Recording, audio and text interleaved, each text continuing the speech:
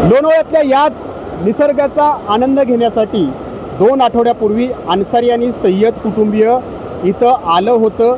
मात्र ते दोन्ही कुटुंबीय या बुशी धरणाच्या बॅकवॉटरला असणाऱ्या धबधब्यात वाहून गेलं आणि त्यामध्ये 5 जणांचा दुर्दैवी मृत्यू झाला। त्यानंतर प्रशासन खडबडून जागं झालं आणि त्यांनी मोठी पावलं उचलली, काही नियमावली आणली, विशेष करून लोणावळ्यासाठी नियमावली आणली।